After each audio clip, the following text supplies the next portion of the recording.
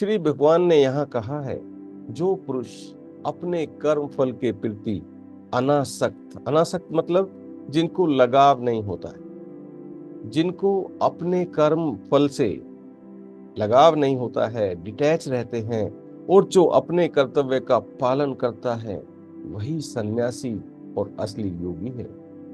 वह नहीं तो वह जो ना तो अग्नि को जलाता है और ना ही कर्म करता है, वह नहीं है, वह असली योगी है। जो भगवान ने कहा, क्या कहा भगवान ने? जो पुरुष अपने कर्म फल से दूर रहते हैं, कर्म फल की इच्छा नहीं करते हुए भी उन्हें फल मिल जाते हैं, और जो अपने कर्तव्य का पालन करते हैं, वही सन्यासी और असली योगी है। वो नहीं है जो ना तो अग्नि जलाता है और ना ही कर्म करता है। ऐसे नहीं है वो। हे पांडुपुत्र, जिसे सन्यास कहते हैं, वह ही तुम योग अर्थ परम ब्रह्म युक्त होना जानो, परम ब्रह्म को स्वीकार करना जानो, क्योंकि इंद्रिय तृप्ति के लिए इच्छा को त्यागे बिना कोई कभी योगी नहीं बन सकता। सो हे पांडुपुत्र, इंद्रियों के वश में मत जाओ। इंद्रियों के वश में विवश होकर आप कायरता की ओर जा रहे हैं। अष्टांग योग के नए साधक के लिए कर्म साधन कहा जाता है। अष्टांग योग के नए साधक के लिए कर्म साधन होता है, और योग सिद्ध पुरुष के लिए समस्त भौतिक कार्यक्रम का परित्याग ही साधन कहा जाता है। जब कोई पुरुष समस्त भौतिक इच्छाओं का त्याग करके ना तो इंद्रिय तृप्ति के लिए कार्य करता है और न सकाम कार्यों में लगता है, तो वह योग रूढ़ कहलाता है। वो योगी बन जाता है। ऐसे बनिए। मनुष्य को चाहिए कि अपने मन की सहायता से अपना उद्धार करे, अपनी आत्मा का उद्धार करे, अपने को नीचे ना गिरने दे। यह मन बुद्ध जीव का मित्र भी है और शत्रु भी। बुद्ध यानी बुद्धि से ऊपर, बुद्ध यानी बुद्धि से ऊपर, सो उनका मित्र भी है और शत्रु भी। अगर हम अपने इस मन को वश में करके इससे अपनी जीवात्मा की शुद्धि करते हैं, तो वो हमारा मित्र है। अगर हम उस मन के बहकावे में आकर, वो भागता रहता है कभी इधर कभी इधर, उसके बहकावे में आकर अपनी आत्मा को अशुद्ध करते हैं, तो वो हमारा शत्रु ही है, क्योंकि वो बलपूर्वक आपको हर लेता है, आपको अपने जाल में फंसा लेता है। जिसने इस मन को जीत लिया, हे पार्थ, जिसने इस मन को जीत लिया, उसके लिए मन सर्वश्रेष्ठ सबसे अच्छा मित्र है। परंतु जो ऐसा नहीं कर पाया, उसके लिए मन सबसे बड़ा दुश्मन बना रहेगा, उसके लिए मन सबसे बड़ा शत्रु रहेगा। जिसने मन को जीत लिया है, उसने पहले ही परमात्मा को प्राप्त कर लिया है। जय श्री भगवान।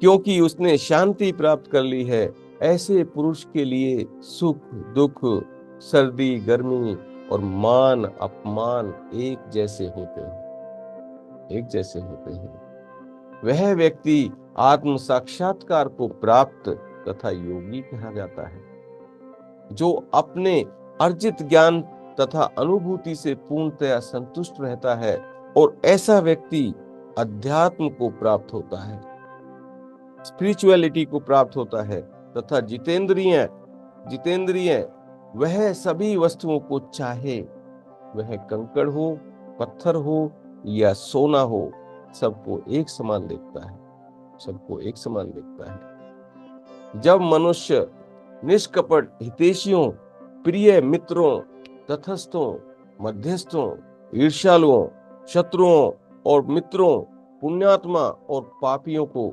समान भाव से देखता है, तो वह और भी उन्नत हो जाता है। जो मनुष्य छल, कपटी, ईर्ष्यालु, शत्रुओं, मित्रों, पास में रहने वाले, दूर रहने वाले, पुण्यात्मा और पापियों को एक ही भाव से देखता है, जिसके अंदर ये ऐसा है, ये वैसा है, ये तो अपना है, ये तो पराया है, वो नहीं आता है, तो वह और भी उन्नत माना जाता है। योगी को चाहिए कि वह सदा अपने शरीर, मन तथा आत्मा को परमेश्वर में लगाए, एकांत स्थान में रहे और बड़ी सावधानियों के साथ अपने मन को वश में करे। उसे समस्त आकांक्षा तथा संग्रह भाव की इच्छाओं से मुक्त होना चाहिए। योगाभ्यास के लिए योगी एकांत स्थान में जाकर भूमि पर कुशा बिछा के और फिर उसे मृगशाला से ढके तथा ऊपर से मुलायम वस्त्र बिछा दे। आसन ना तो बहुत ऊंचा हो, न बहुत नीचा हो, यह पवित्र स्थान में स्थित हो। योगी को चाहिए कि इस पर दृढ़ता पूर्वक बैठ जाए और मन, इंद्रियों तथा कर्मों को वश में करते हुए तथा मन को एक बिंदु पर स्थिर करके हृदय को शुद्ध करने के लिए योग अभ्यास करें। अपनी दृष्टि को दोनों बाहों के बीच में केंद्रित करें और अपने सांस को नथुनों के बीच में रख के संकल्प दृष्टि से अपने मन को वश में करें। योगाभ्यास करने वाले को चाहिए कि वह अपना शरीर, गर्दन, सिर को सीधा रखे और नाक के अगले सिरे पर दृष्टि लगाए। इस प्रकार अविचलित तथा दमित मन से डर के बिना विषय जीवन में पूर्णतया मुक्त होकर अपने हृदय में मेरा चिंतन करे और मुझे अपना चरम लक्ष्य बनाए, मेरे ऊपर ही फोकस रखे। सोते, जागते, खाते, पीते, आते, जाते, सब कुछ करते हुए मुझ में ही अपना मन लगाए। इस प्रकार शरीर, मन तथा कर्म में निरंतर संयम का अभ्यास करते हुए संयमित मन वाले योगी को इस भौतिक अस्तित्व का अंत पर भागवत धाम की प्राप्ति होती है। बोलो श्री कृष्ण भगवान की जय। हे अर्जुन, जो अधिक खाता है या बहुत कम खाता है, जो अधिक सोता है या जो पर्याप्त नहीं सोता है, उसके योगी बनने की कोई संभावना नहीं। उसके योगी बनने की कोई संभावना नहीं। तो ये समय है मंत्र जाप का। आइए मंत्र जाप शुरू करते हैं और बोलो श्री भगवान कृष्ण की जय। हरे कृष्णा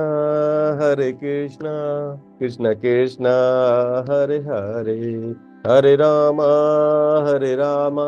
राम राम हरे हरे, हरे कृष्णा कृष्ण कृष्ण हरे हरे, हरे राम राम राम हरे हरे। बोलो श्री कृष्ण भगवान की जय।